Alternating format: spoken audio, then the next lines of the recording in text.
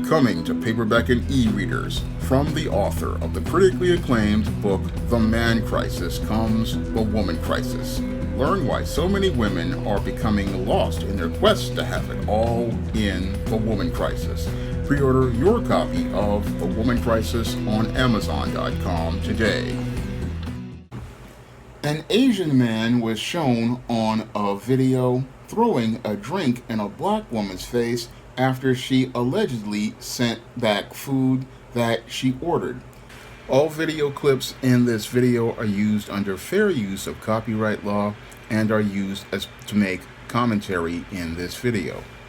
That's the manager of Crab du Jour hurling a drink at a female customer, an action she says has left her with blurred vision. I know that it was lemons and something in there that caused chemical burns to my eyes. They were flushing my eyes out for hours and hours. Mariah Luckett's visibly shaken in the ambulance. My eyes burn. I don't know what I'm supposed to do. What am I supposed to do? Basically, you need to flush your eyes out. As Luckett was transported to the hospital, Greenfield police spoke with the manager, Jason DeYoung. You know, I throw something at her and then ask her to leave. So you threw a drink, or what was it that you threw? Water? DeYoung told police he's been having trouble with customers trying to get free food lately. Luckett and her friend ordered king crab legs, then sent them back saying they were cold. As soon as I got my plate, I waited. As soon as we waited, and then when we got our food, it was not right. Neither one of us took more than one bite.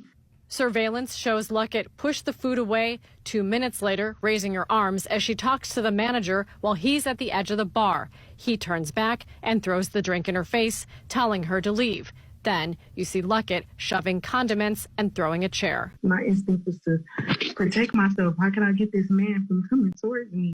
Now, in this incident, your Mariah Luckett and a friend went to the Crab du Jour restaurant in Greenfield, Wisconsin, and made an order of crab legs. And once the crab legs arrived, your Mariah Luckett alleged that the crab legs were cold and made a request for a brand new order. Now, this seems to have upset the manager of the restaurant, Jason DeYoung, who says that he had a problem with people trying to get free food from the restaurant, and he alleges that after she made the request to have the crab legs sent back because they were cold, that there was an exchange between her, DeYoung, and herself, where he alleges Mariah Luckett, the customer, made racial slurs. And as a result of these alleged racial slurs, this was Jason DeYoung's alleged justification for taking a glass of water off the counter and throwing it in Mariah Luckett's face. Now, in the aftermath of this incident, your Mariah Luckett alleges that she suffered burns as related to lemon in the alleged drink, and she also says that her eye suffered severe injury. Now, this is what she's alleging as related to the incident, and when police came to the scene, they took reports from both DeYoung and Luckett and then gave your DeYoung a citation for the incident where what transpired at the restaurant. Now, the police see this as an isolated incident as related to an altercation in the restaurant, but when I take a critical examination of what transpired at this Crab du Jour restaurant, it shows how little respect some of these foreign store owners have for black customers. And what happened here was your Jason DeYoung basically projecting his anger at Mariah Luckett, a black female customer, and I believe he was also projecting some racial issues as related to your Mariah Luckett, because he's sitting there saying, oh, he's got a problem with people trying to get free food from the restaurant. However, I believe he has an issue with black customers standing up for themselves and demanding a higher standard as related to service, because I believe that the only reason why he got upset was because this black customer was demanding a quality product and was demanding that she receive hot food in exchange for her money. Now, many of these foreign store owners, they're used to having a codependent relationship with black customers where they can go out here and give us the poorest quality product and believe we're just supposed to accept it and just give them our money because they just want it. Well, it didn't work that way here with Mariah Luckett, who just basically wanted some hot crab legs, and all she wanted was the hot crab legs because that's what you're supposed to get when you go to a business. Now, I wonder if your Jason Dion would be this upset if a white woman were to have gone out here and said that those crab legs were cold. I believe the response from this manager would have been completely different had this been one of these white women who had come into his establishment. I believe that this Jason Dion would be tripping over his feet to go out here and give this white woman service, and he would be like, no problem, I'm sorry, I'll go out here and fix it for the white woman. Because when it comes down to many of these Asian store owners, they will bend head over heels over a white person to give them the best quality service. But because this black woman is considered to be less than human in the eyes of this Asian store owner, he believes he can act with contempt towards her. Now, this manager alleges that this black woman allegedly made so-called racial slurs against him, and I really don't believe that part of the story. Because if that were the case, then the police would have arrested and charged her under all of these so-called anti-Asian hate bills. Remember those from earlier in 2021? All of those bills that Joe Biden signed and many local leftist municipalities signed. You would think they would have charged this woman under those statutes as related to anti-Asian hate laws if this incident was supposed like this woman was making the racial slurs like the manager alleges in his story. But the police did not go out here and arrest this woman for making those anti-Asian slurs like he alleges. No, the police gave this man a citation, which basically makes me believe that that part of his story is basically a lie.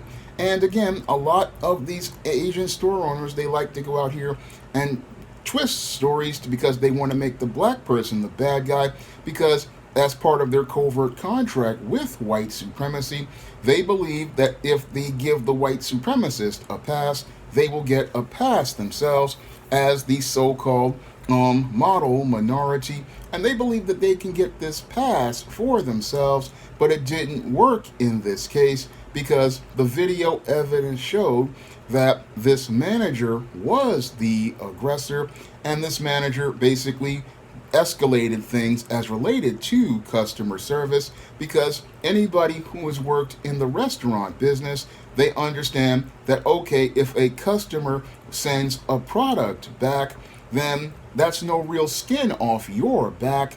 It's just, you just say, okay, I'm sorry that you don't like the product.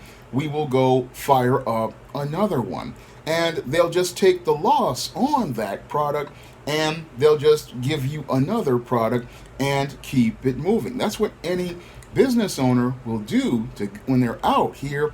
They will either give you another product or they will give you your money back. But when I look at this case, it's looking like this manager was having a problem with black people, and they really didn't like the whole idea of black people having a standard for themselves, a standard for customer service, and a standard for how they would be treated. And that was the problem here with this black female customer.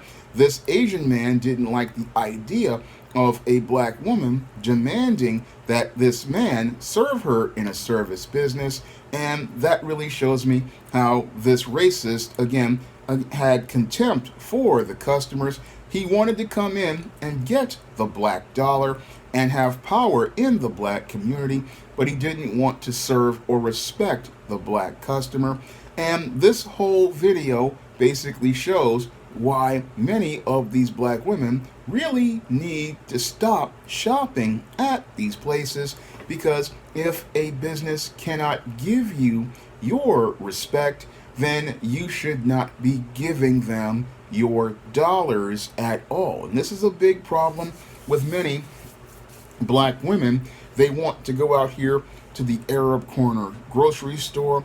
They want to go to the Korean restaurants and Korean hair and nail salons. And these people don't respect black people. These people have contempt for black people. And they like to have our dollars, but they don't want to treat us like people.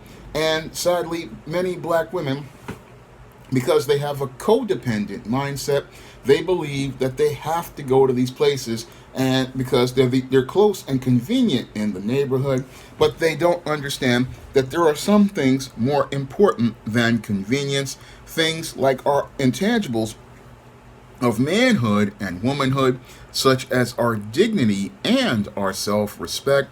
These are far more important than going to quickly 5 minutes away to a store. No, we deserve, when we go to a store, to be treated with dignity and respect. And we shouldn't have to sit there and tolerate people who disrespect us.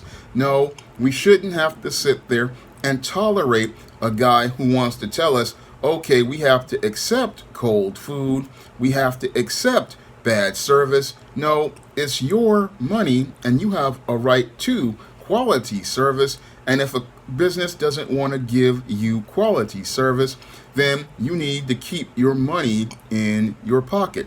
As I see it, the big problem with a lot of black women is that they have to start really getting a bit more self-esteem and self-worth, and start saying, look, my dignity is worth more than whatever's on that plate at that restaurant, which will be in the toilet in 6 to 8 hours. And if this guy cannot show me the basic respect, then I need to go out here and leave this business and not patronize it.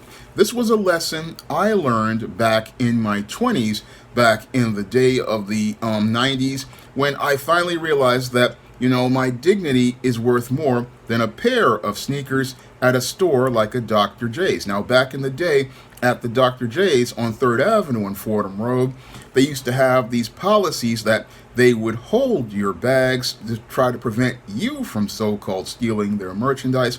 And as a result of that policy, they were saying, oh, we'll hold your bags, but we're not responsible if they get lost. And I back in the day, because I was a teenager, and I thought, oh, those sneakers were so cool, I needed to sacrifice my bags. But what I didn't understand was I was sacrificing my dignity for a pair of sneakers. But then in the 90s, I started to wake up and say to myself, my dignity is worth more than these sneakers. And if these people do not respect me, then I do not need to shop here.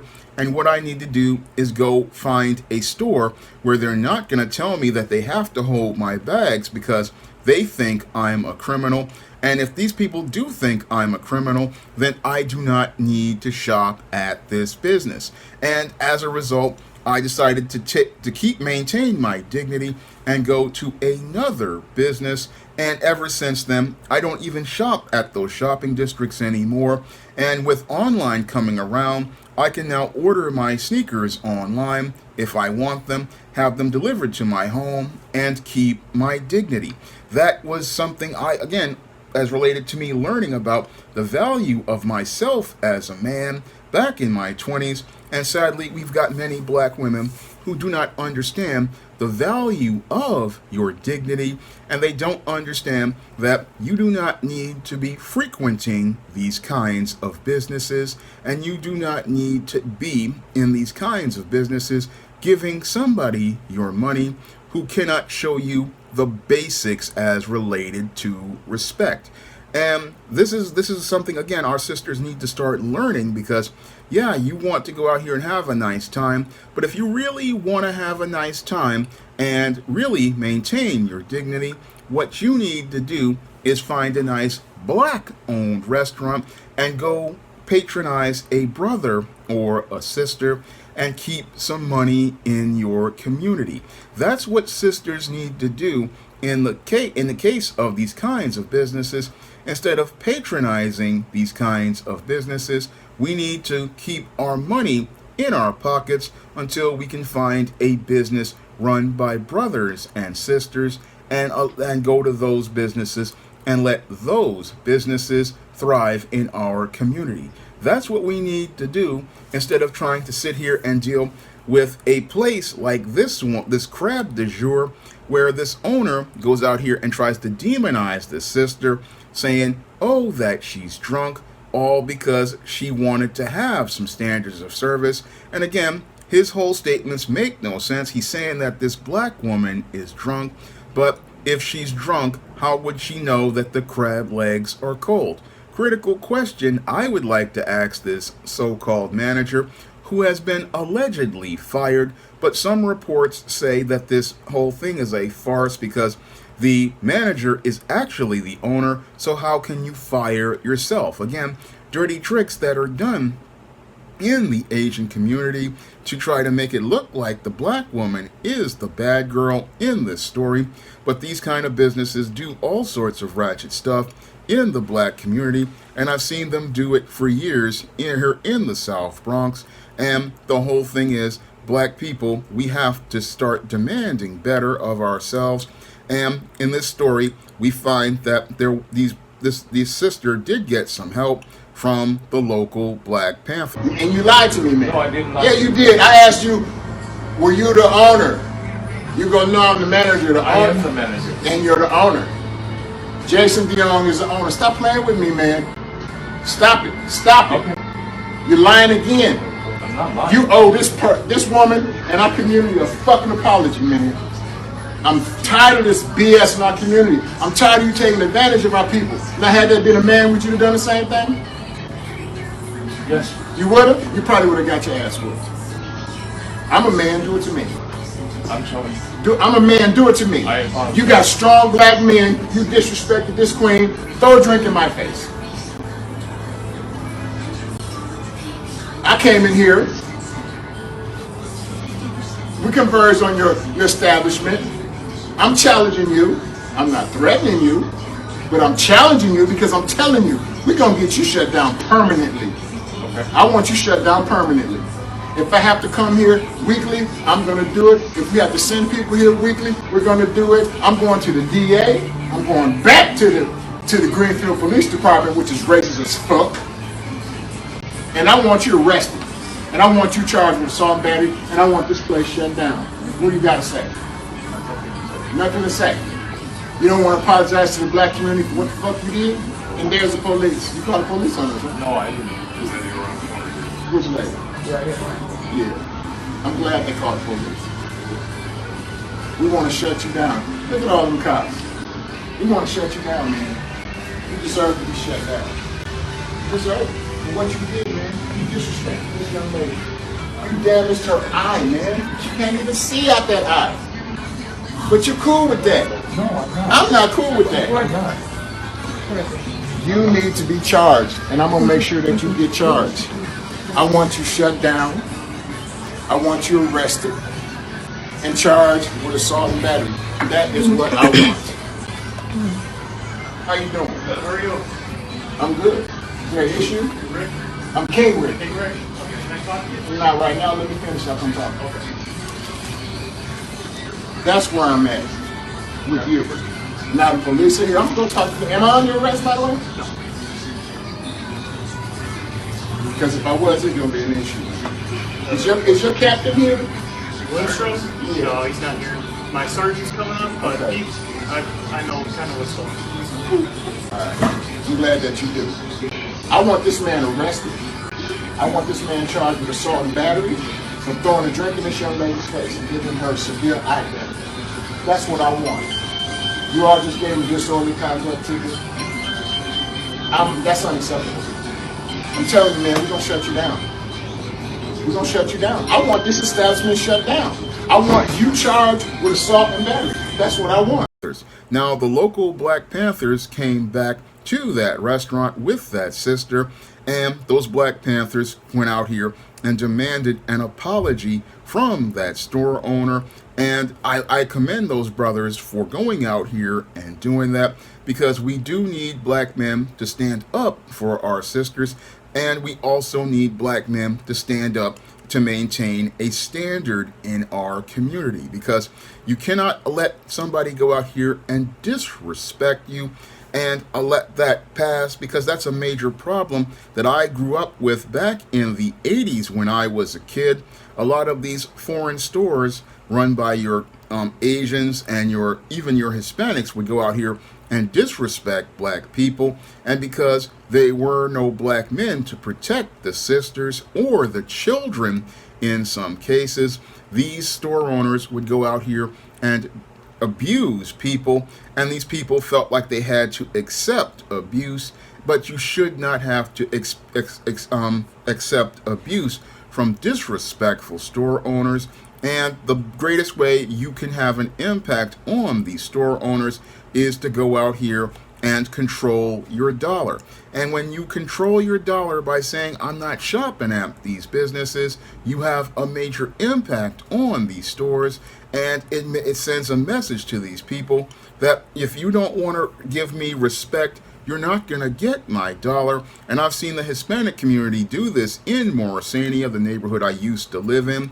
I mean, the Arab grocery stores, they would come into a Hispanic neighborhood and they would try to lay a stake in that neighborhood. And those Hispanics shut that entire Arab stores down. I mean, I saw 4 Arab stores basically go out of business because the Hispanics in that community refuse to shop at them, and black people have to start maintaining the exact same standard, because if we want to get respect in our community, we need to go out here and demand a standard for ourselves. And that's basically what this sister was asking for when she came to that restaurant, and that there's nothing wrong with that.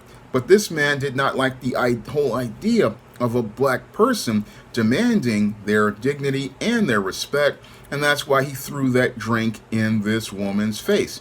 Now, I believe that the next course for this sister, after standing up for herself, is filing a civil suit against this business, because it's on video that that one of the employees of that business injured her, and in that case, they are liable for her medical bills, and they are also liable for her pain and suffering. And she needs to take these individuals to civil court, and she needs to go out here and get a judgment against these individuals, because these individuals, again, have wronged her. Because I guarantee you, if this was one of these white blonde women who was out here and she demanded a new order, this guy would be tap dancing and backpedaling to go out here and get the white blonde woman her new order, and he wouldn't be talking about people trying to get over. No, he only did that because he sees black people as less than human, and because he thinks black people are less than human, he thinks that they're trying to rip him off. But no, in most restaurants, they have these problems all the time. All you have to do is watch an episode of Gordon Ramsay's Hell's Kitchen, and you'll see that orders get sent back all the time, and the person who gets talked to about it are the cooks. And again, if the person has an anger, they have anger at the cooks for not paying attention. They don't take it out on the customer. So when I look at this whole situation with this manager throwing, again, a drink in this woman's face, again, it just shows how these racists think that they can just mistreat black people and how they're justified in doing it. But we as black people have to have a standard for our respect. When we see businesses disrespecting us, we need to control our dollars, and we need to go out here and not shop at these businesses, and we need to walk away from these businesses and demand better of ourselves. I mean, I did that back in the 90s, and I'm urging people to go out here and do this themselves. If you can find a black-owned business, go to that black-owned business and avoid going to places like this where they don't want to give you your respect. Now, this was a video requested by one of my viewers, And if you want to request a video, you can send a donation to the Cash App, and if I know something about that subject, I will make that video for you. And if you want to pick up some of my positive black fiction on the SJS Direct imprint, like the ISIS series, the E-Steam series, the John Haynes series, and the books of the Spinsterella trilogy, and my positive black nonfiction, you can find all of those books in paperback and Kindle format on Amazon.com, and Smashwords, Barnes & Noble, the iBookstore, Google Play, and online booksellers all around the world. That's all I have to say for this video. You can comment, rate, and subscribe.